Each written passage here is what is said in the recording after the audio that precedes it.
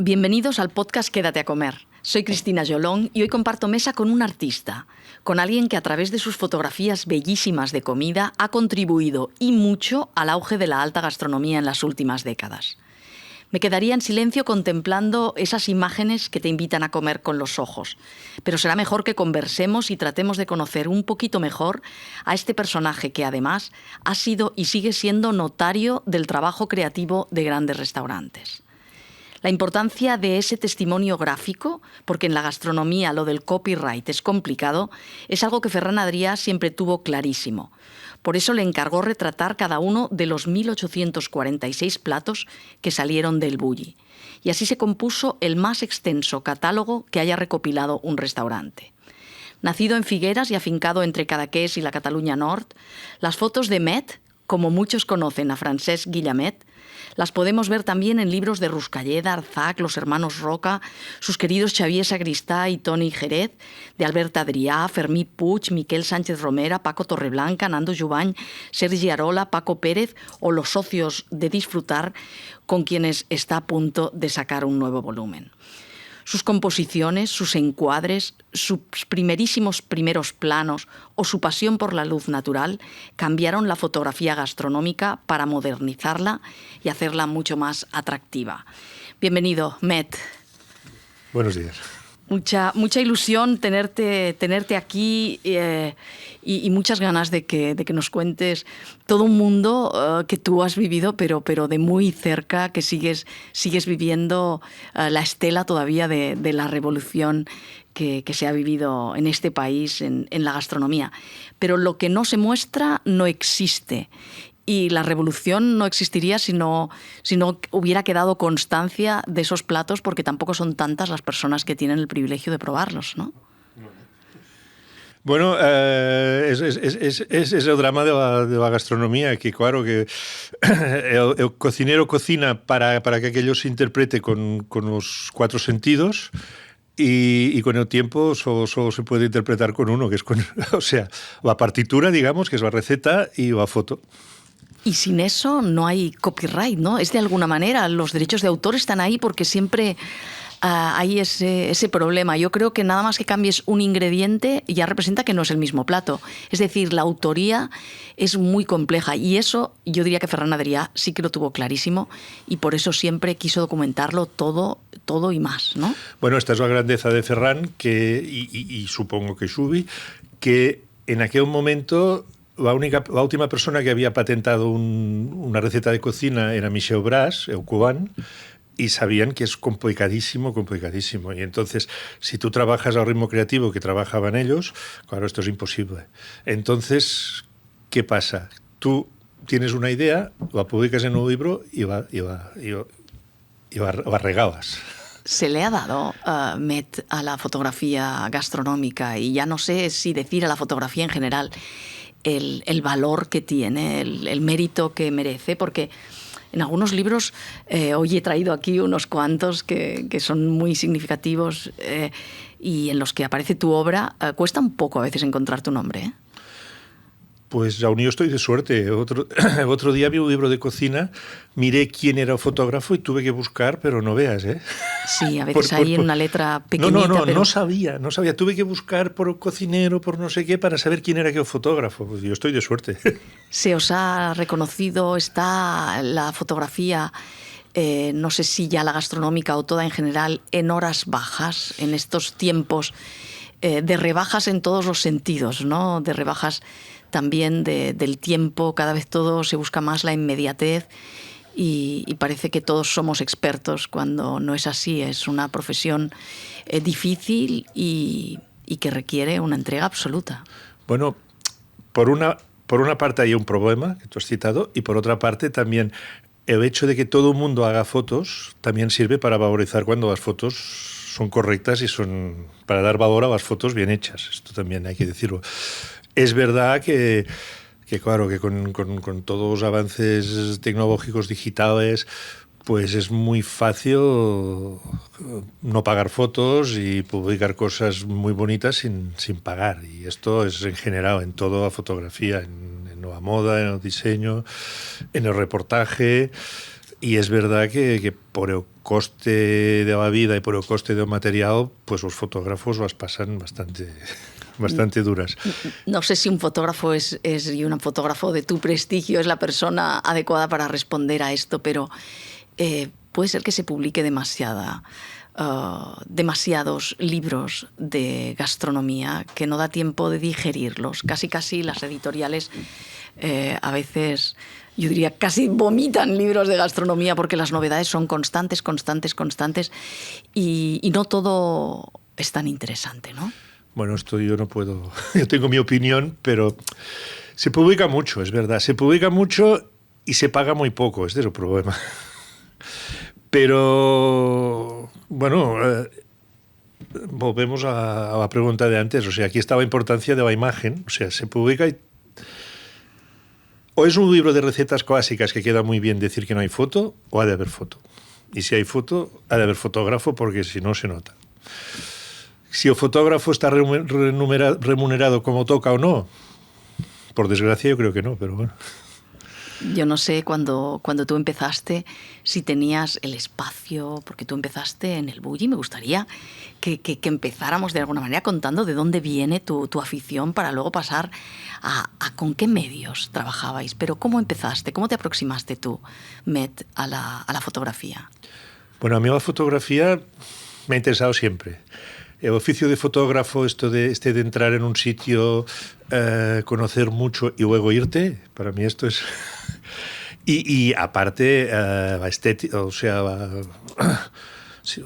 fotografía de paisaje, estar allí en medio esperando, no sé, para mí siempre la fotografía ha sido mi motivo de vida, digamos, ¿no?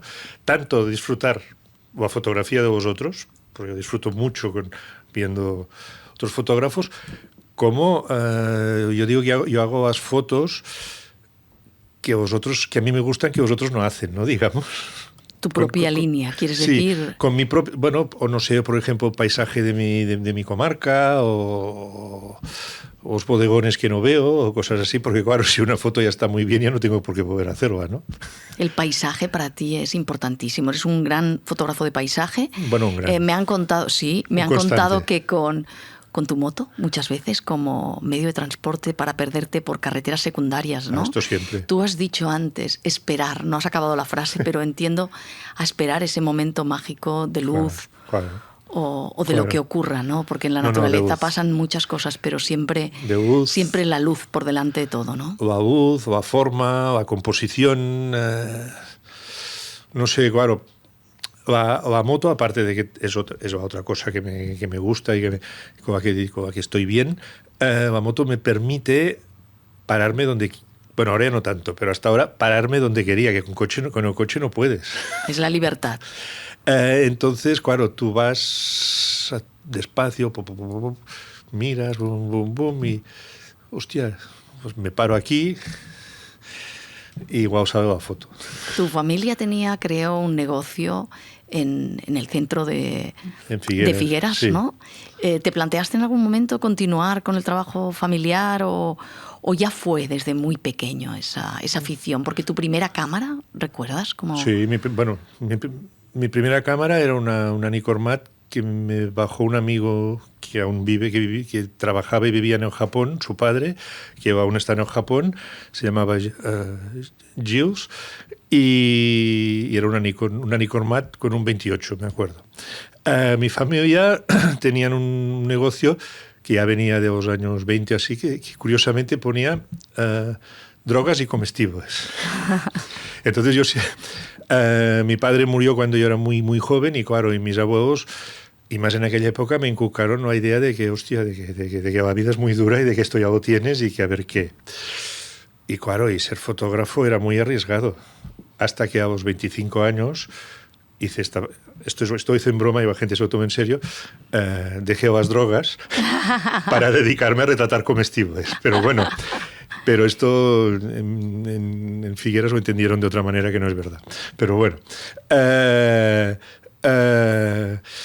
¿Quieres decir que no se aceptó bien o no, que te aquello que decir, mira, ya lo decíamos, que yo nunca he consumido nada ni nada de nada, pero nunca, porque Pero te veían como peligrosillo. Sí, es bastante más interesante el caviar con tuétano que cualquier... De Ferran Adrià, seguro No, que sí. pero entonces, claro, yo, si quieres ser fotógrafo, bueno, estuve aquí en Barcelona trabajando en producción y en muchas cosas, pero yo estaba bien allí. Y por una serie de circunstancias estaba en Rosas y me encontraba por las noches con Juli Soler. Y la culpa fue de Juli Soler, ¿no? Evidentemente. Evidentemente.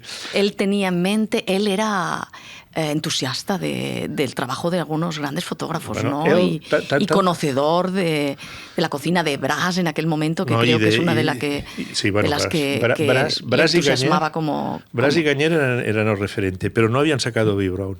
Pero los dos, por separado, íbamos a la librería francesa aquí en Barcelona, que ya no existe, íbamos a un kiosco de Perpiñán, por separado, sin saber nada uno del otro, y veíamos los libros de Reinhard Wolf, La nature dans l'assiette de Georges Blanc, los libros de Bourgogne sobre Pierre Hermé, y claro, y los dos teníamos un lenguaje común, digamos, ¿no? Y nos entendíamos en este sentido. Y cuando ellos quisieron hacer el libro, que encontraron el editor, el Miquel Horta, un grandísimo mecenas, pues entonces hablamos y claro, y vimos que de la manera que teníamos que hacer aquello, lo podía hacer yo, que me importaba un pito muchas cosas y que tenía tiempo, porque claro, porque aquello era subir allí, si hacía solo, y si no, pues mira. Y que me entendía con ellos, y a partir de allí pues ya... Era el primer libro, El sabor del Mediterráneo, que yo lo he traído, me decías guárdalo porque este es un libro que hoy tiene mucho valor, y un libro que Ferran Adrià siempre ha dicho que para él marca el inicio de su trabajo, ¿no? En el Bulli. Y que sigue siendo muy contemporáneo, ¿eh? Porque si tú miras las recetas de mar y montaña que hay detrás, hay muchas cosas que no se han hecho, ¿eh? Aún. Sí, yo miraba hoy las fotografías y muchas están ambientadas tocando al mar, ¿no? En el agua. ¿Era porque queríais darle un aspecto mediterráneo? ¿Es porque no había recursos para iluminar dentro de un estudio? ¿Cómo las dos ¿cómo cosas, fue aquel trabajo? Las dos cosas. Era para hacer una cosa diferente y porque evidentemente yo no tenía flash, no tenía equipo de flash. En aquella época era película analógica. Empezamos tirando en película 912, que era muy cara. Imagínate que el sincro del flash no funciona, claro, tú hacías las fotos, las llevabas a la Sarfa las llevabas a revelar, te las tenías al cabo de 2 días. Imagínate que nos fallaba. Entonces, pues, aparte que no teníamos flash, luz natural, y claro que es que de esto somos ricos allí, teníamos mucho. Y claro, y el Ferran se pegaba unos hartones de trabajar que no veas, porque tenías que estar pendiente de cuando el sol pasaba, que el plato estuviera a punto. Bueno, era... ¿Porque él estaba allí? No, ¿Ferran estaba controlando eso o ya era su equipo? No, este es el único libro que hemos hecho Ferran y yo, todo. Hicimos Ferran y yo. ¿Y qué descubriste ahí de aquel primer Ferran? Hombre, a mí aquel Ferran, y que aparte veníamos muy a menudo a Barcelona a ver al diseñador. Y hombre, a medida que el Ferran tenía unas deducciones y unas cosas que a mí me dice que el mar es amarillo, yo pienso, hostia, yo lo veo azul, pero debe ser amarillo. Porque era muy convincente, ¿siempre lo ha sido? En aquel momento Ferran, ya te digo, o sea, tenía una lógica y unas deducciones que eran, a mí me convencían siempre, no. ¿Tú crees que él ya tenía conciencia de la trascendencia de lo que estaba haciendo? Esa obsesión, yo decía al principio cuando te presentaba, esa obsesión por catalogarlo, por dejar prueba de todo lo que había hecho, ¿eso tiene que ver con el sentido de la trascendencia, de que lo que estás haciendo es importante y hay que dejar constancia de ello? ¿Cuándo crees que Ferran se da cuenta de quién es y de lo que está haciendo? A ver, ¿de quién es? Yo creo que en aquel momento tenía conciencia de que lo que estaba haciendo era y empezaba a ser excepcional. O sea, estaba Gañer y estaba Bras, pero él ya se veía, ya. Luego, ten en cuenta que no sé si era el verano del 93 o del 94, vino Monsieur Robuchon, vino a comer aquello de pasada, tenía que coger el tren, porque en aquella época la gente de París cogía el tren en Narbona y colocaban el coche, así no conducían, tenía que coger el tren en Narbona a las 6 de la tarde, y al segundo o tercer plato dijo, cogeré el tren mañana, cuidado. Y yo fui a entrevistar al Monsieur Robuchon poco antes de que muriera, y se acordaba de todo menú. O sea que esto también lo vieron. Bueno, y él lo dejó claro, él lo dijo claramente. Sí, que era sí, un poco, más tarde lo dijo, sí, más sí. tarde, que era un poco I su relevo. va un millor Montjoy en Eubú para poder decir que era el mejor restaurante del año, porque solo estaban restaurantes franceses.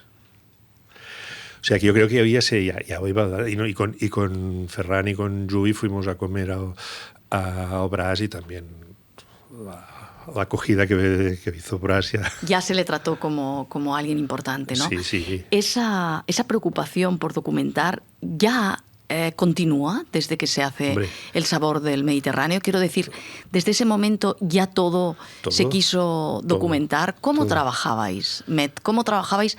Porque tú dices, aquel primer libro lo hicimos mano a mano con Ferran. Sí. Luego yo entiendo que Ferran ya de esa parte se preocupaba, pero se desentendía del día a día. Y lo hacías en complicidad. Yo creo que quizás al principio creo que quien tuvo un trabajo importante por lo que he oído en el estilismo de aquellos platos fue Albert Rauric, que fue durante 10 años jefe de cocina del Bulli. A ver, siempre ha habido Marcus Pinera, pero estaba antes. Albert Rauric que sigue ahí, Marcus Pinera, con quien sigues sí. trabajando cuando haces algo con ellos allí. Yo con él, tú has de pensar que después del sabor del Mediterráneo, con Ferran siempre hemos hablado, hemos comentado, hemos visto, pero nunca ha puesto la más mínima objeción a mi trabajo. Nunca ha dicho nada. O sea, estaba por allí cuando hacíamos fotos, pero nunca. O sea, una cosa que era divertida que le dijo a Marc una vez, dice, pove verde y haz muchas. ¿Cómo? Pove verde. Sí. Sí. Y haz muchas. Sí. Luego, no sé qué hacía Marc, que luego vino el Albert Rauric. Y con Albert Rauric también nos entendimos perfectamente. Era otra creatividad más trash, digamos, pero también perfectamente hicimos fotos fantásticas. El Oriol también estaba por allí. Y claro, luego hay que tener en cuenta que ellos siempre tenían 1 o 2 ayudantes. Y yo tenía un ayudante. Y claro, esto también contaba mucho. O sea, tenías recursos, realmente no. Hoy en día nos encontramos gente trabajando de manera mucho más precaria. ¿A ti te facilitaban todo? En Eubulli, o sea, ¿lo tenías más fácil entonces que ahora? Sí. En Eubulli, claro, aquí hay varios temas. Uno, Eubulli es muy grande. Eubulli abrían por la tarde solo. Yo en Eubulli tenía un fondo de 3 metros que teníamos espacio para movernos por todos los sitios. Yo pedía algo, iba a furgoneta, me lo bajaba de Barcelona. José Mari, que venía a Barcelona, me lo bajaba de material. Y de Atrezzo, pues bueno, pues si se tenía que hacer algo, se hacía. O sea, el cuñado de Marc es cerrajero y nos hacía piezas, y a Albert pedía sus cosas y las hacíamos. Y a Albert Adrià, que también trabajé mucho y muy bien con él también. He traído aquí uno de los libros que a mí me parece maravilloso, que es Natura, que me gustaría, luego hablaremos, pero me gustaría que me dijeras si hay una diferencia muy grande entre la manera de crear y de ser de los dos hermanos a la hora de trabajar. No, yo no. Hay una preocupación más estética por uno, en el caso del uno, el otro, son mentalidades muy diferentes. Eran épocas diferentes. Era una época, el sabor del Mediterráneo, y en Natura, a ver, no, es que ahora igual, no. La época, el sabor del Mediterráneo era el inicio, ¿no? Total. Y en Natura ya era cuando Albert ya se iba, casi veo. O sea que es... Sí, han pasado muchos años entre una obra y otra, por supuesto. Era otra... No, pero quiero decir, incluso a nivel de ellos, de concepto, ¿no? En Natura, claro, el Albert ya se iba a abrir restaurantes, a hacer otras cosas. Ya sabía del equipo de Eubulli, ¿me entiendes? Y era un momento en que él estaba muy preocupado por la belleza que reproducía la naturaleza. Claro, es que si tú vas a Montjuïc, está allí. Está muy seco, pero está allí. Ayer a las 7 de la tarde había una luz en Orfeu con el mar, que aquello era brutal. Como si tú estás si Albert está en Eubulli, come y sabía luego arriba allí a esperar para abrir, claro, lo tenía allí. Porque es esa luz, Met, es la luz Y es esa influencia de la naturaleza lo que marca tu gran aportación a la fotografía gastronómica. Lo que define tus fotos son muy artísticas, pero porque miran mucho a la naturaleza. ¿Tú crees que es esa y la obsesión por la luz natural lo que marca un poco la aportación de tu fotografía? Yo creo que a mí también lo que me obsesiona mucho es la forma, ¿no? Esa composición, ¿eh? Componer. Arístides Maillol, el escultor y dibujante y pintor, decía que lo importante es colocar una serie de líneas curvas y rectas y ángulos dentro de un rectángulo. Entonces la composición a mí es lo que una de las cosas que me preocupa. La luz, evidentemente, la luz, si trabajas con luz. Y en la composición, una cosa es la composición de tu propia fotografía y otra cosa es la composición del plato. ¿Entras ahí? Depende de... Sí, o sea, a ver, componen ellos, pero luego, en función de cómo han compuesto, escuchan mi opinión. Y si hay que cambiar algo, si hay que mover, si hay que... Principalmente ahora con Oriol. Con Oriol Castro. Sí. Antes con ellos ya era más. Era que lo haremos así, ¿qué te parece? Es que... Bueno, allí teníamos... Con Oriol, el día que toca hacer fotos, hay que hacer fotos. Allí yo subía cada día. Y ahora en Barcelona es otra historia, ¿no? Estáis... Y ellos, o sea, ellos no pueden estar en función de estar haciendo fotos. El día que toca hacer fotos lo tienen todo preparado.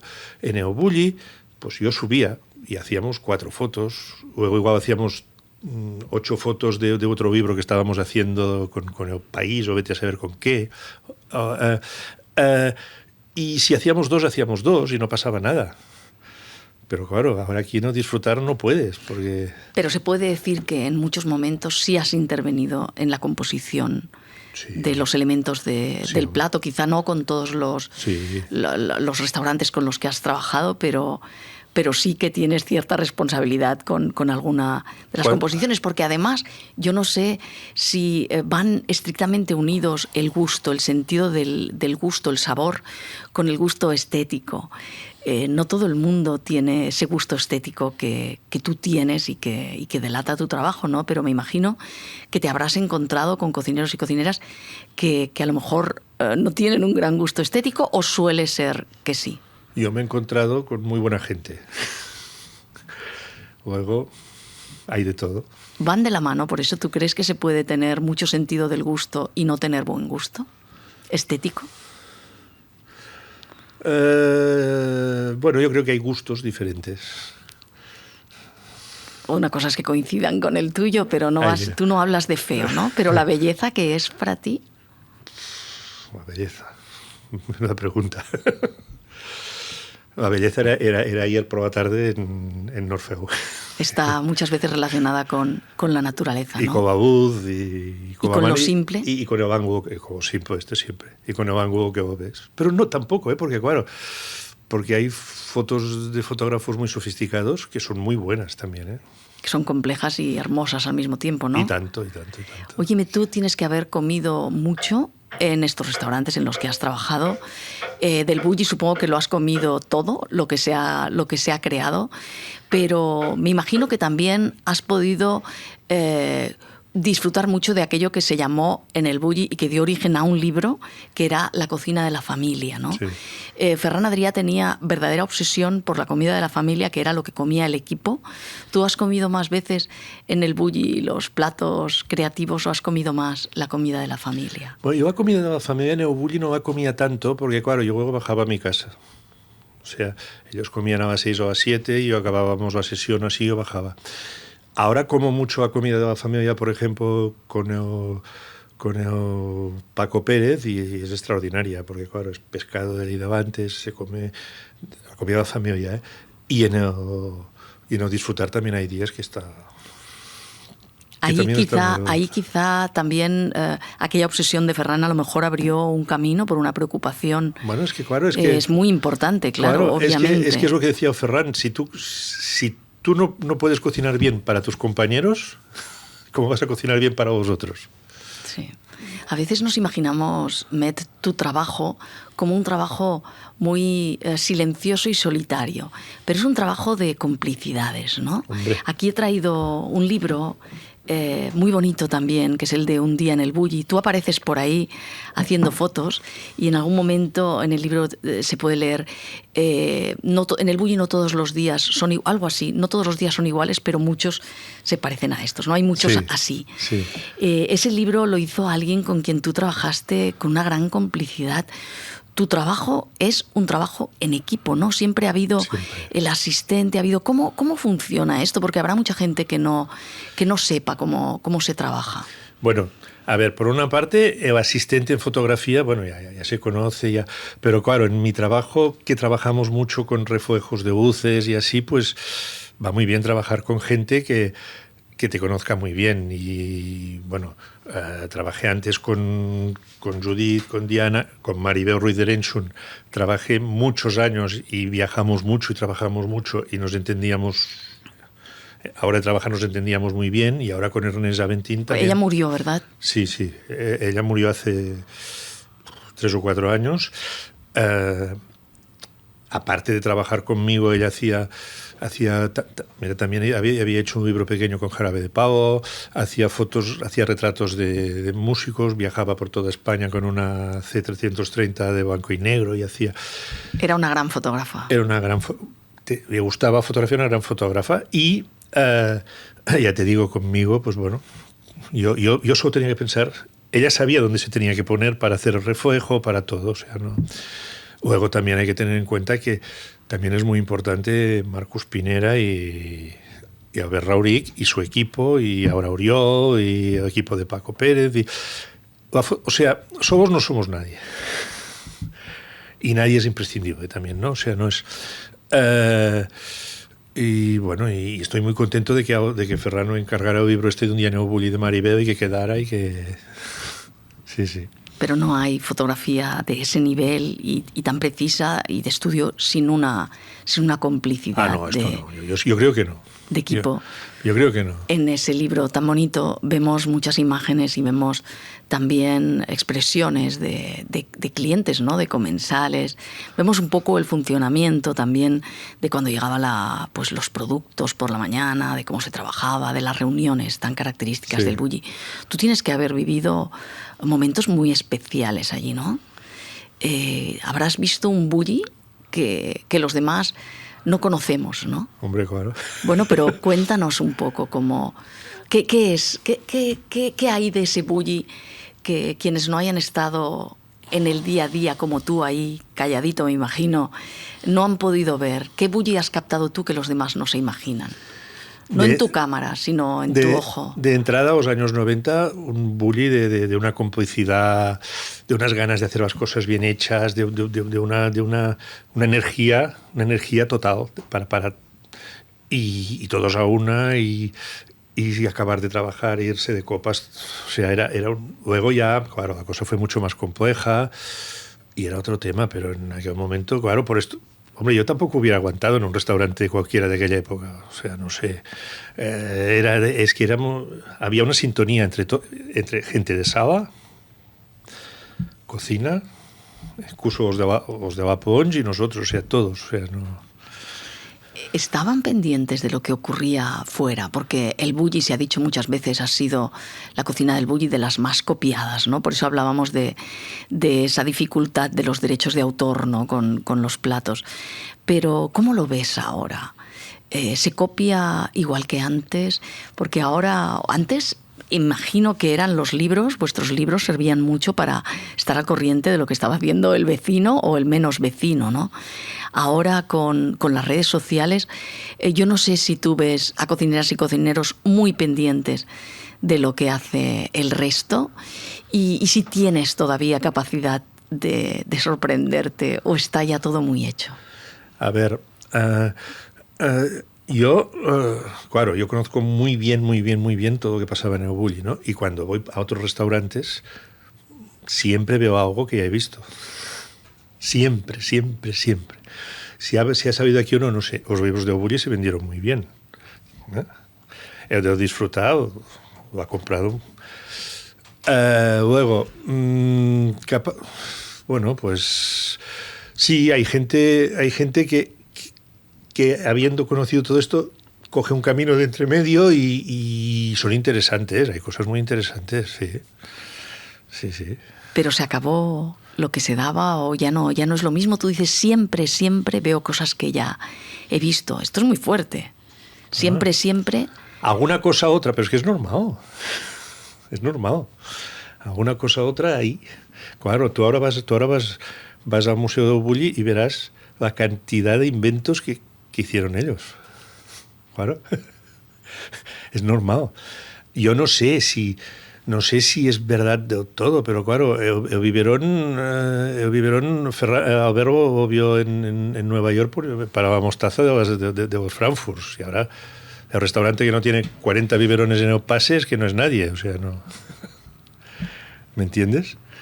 Supongo que debía ser más fácil fotografiar y sorprender cuando la cocina era absolutamente novedosa, ¿no? Cada vez es más difícil, porque yo te he leído en algún momento decir es difícil innovar mucho en fotografía gastronómica si no se innova mucho en las cocinas. Claro.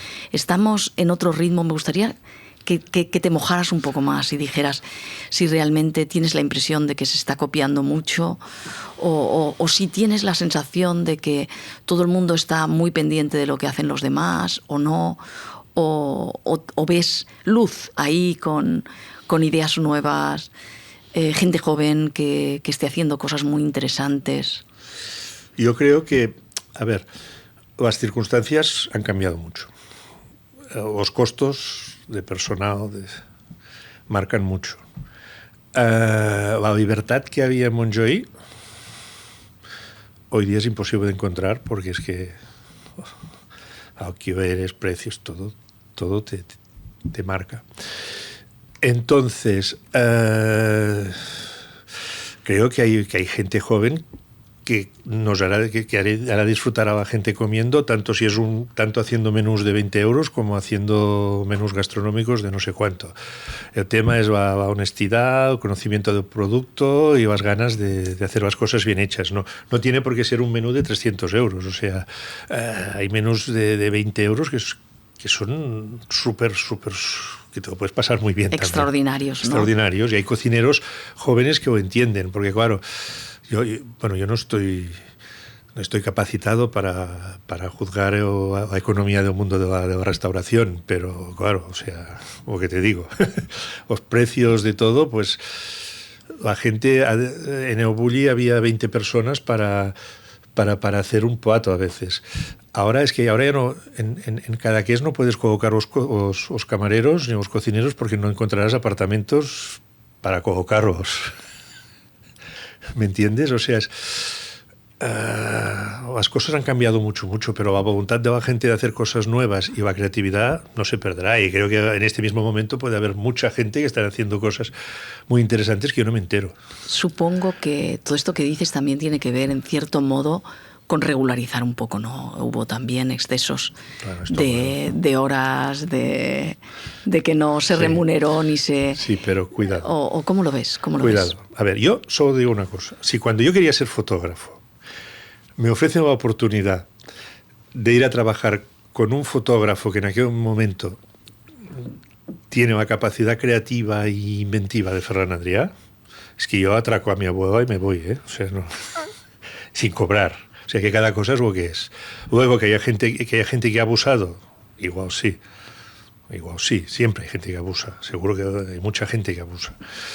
Pero, claro, o sea, si puedes aprender y aunque te hayas de sacrificar y te puedes permitir este lujo, pues no. Hace poco me decía un cocinero reconocido que les costaba mucho encontrar personas que quisieran trabajar y que no veían tanto aquella ilusión de ir a una casa muy conocida, ¿no? Como si se hubiera perdido un poco esa ilusión porque se mirara también un poco más todo, ¿no? Pero ya el mito que se había desvanecido un poco, ¿no? Ya ir a tal casa. Ya supongo que habrá quien sí, ¿no? Pero ya no es en todas partes, ¿no? Es posible, porque también la gente valora más el tiempo libre y hay gente que y está muy bien, o sea, no Es posible. Claro, todo depende de tus preferencias. Todo depende de tu lista de preferencias.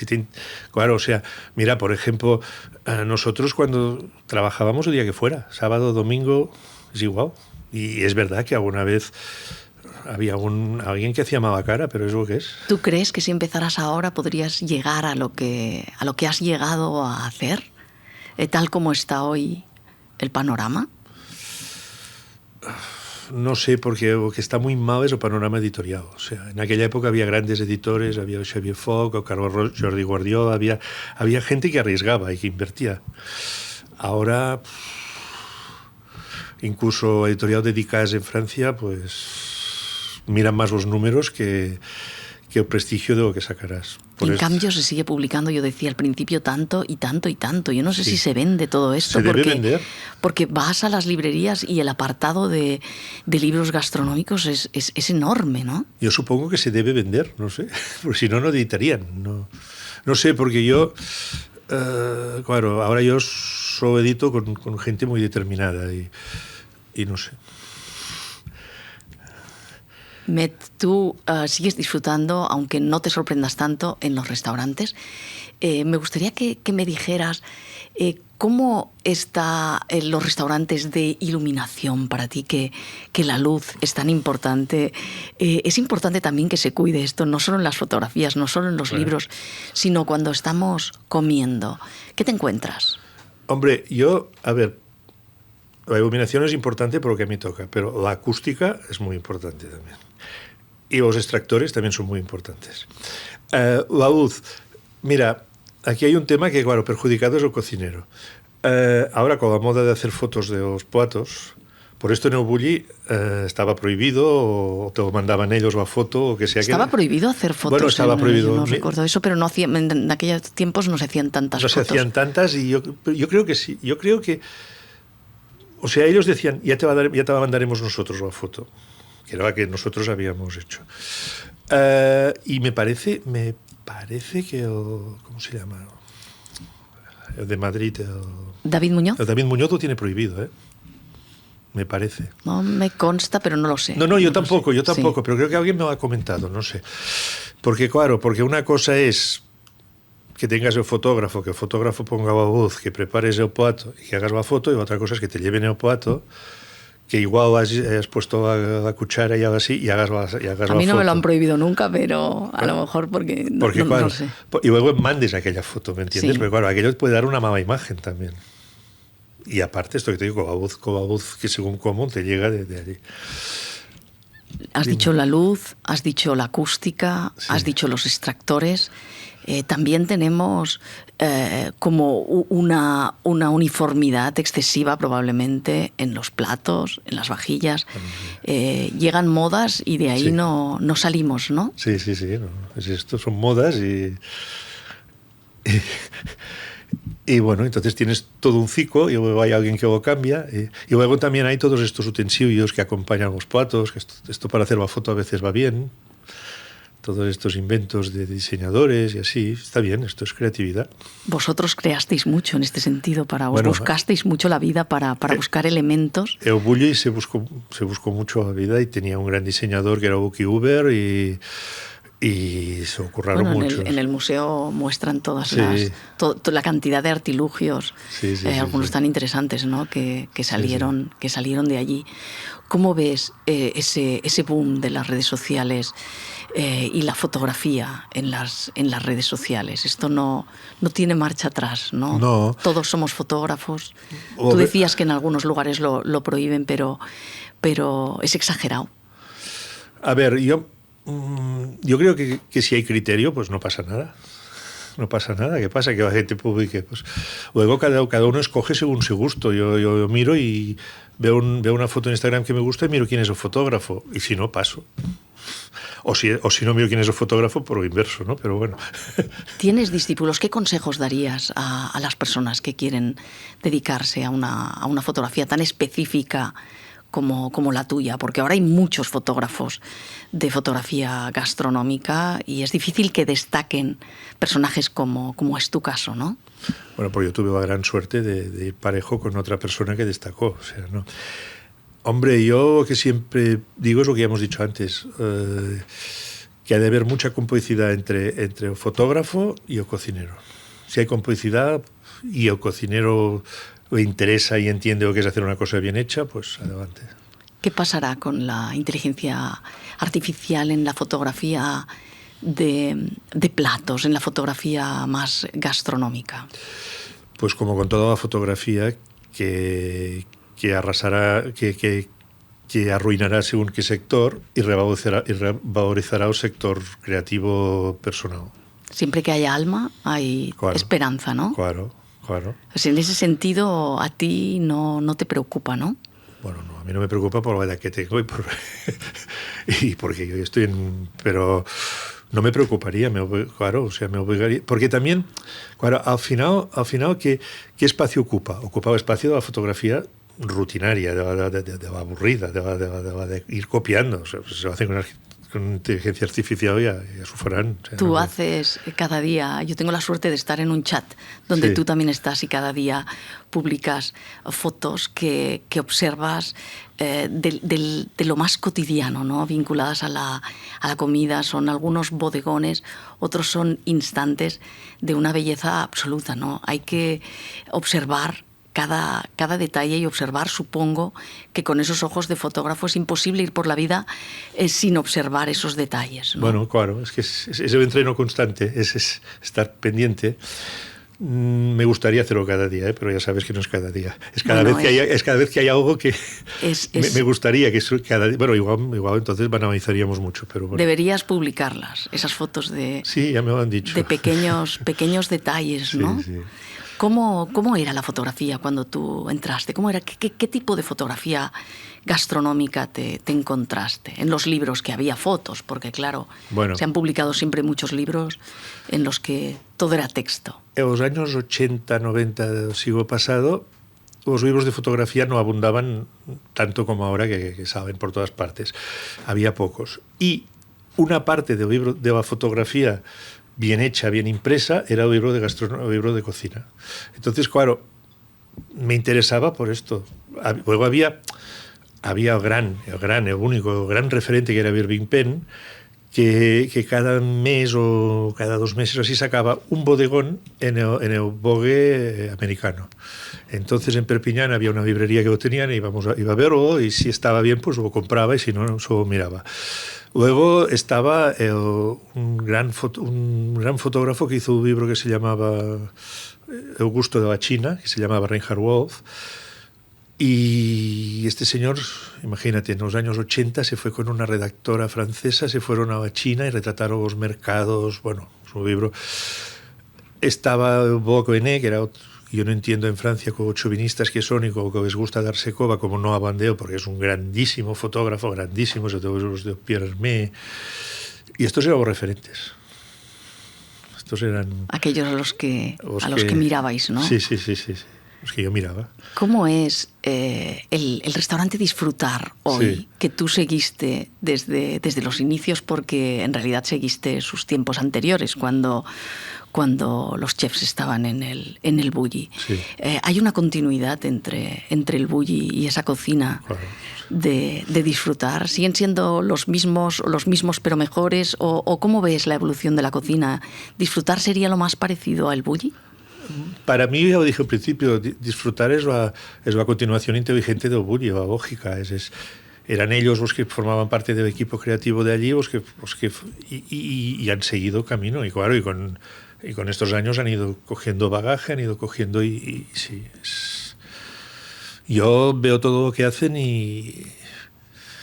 y bueno, es creatividad continua, pero no fuegos artificiales. O sea, cada cosa está pensada, cada cosa está... Y bueno, y los gustos son los gustos, las texturas, Has dicho fuegos artificiales, ¿los ves mucho? ¿Ves muchos fuegos artificiales en la cocina? ¿O ya está un poco de modé, no? No sé, pero igual no lo saben, pero sí. ¿Sigue habiendo? Sigue habiendo, sí. ¿Se sigue copiando más o menos que antes, Met? Yo no soy... esto yo no lo sé. Pero hay cosas que te suenan, sí. Hay versiones y así. Sí, sí. ¿Hay algo que hayas visto que compartan la mente de esos que realmente innovan? ¿Algo que has visto en común entre cocineros o cocineras con los que hayas trabajado y que digas, es que los grandes tienen esto en común? A ver, yo, entre la alta cocina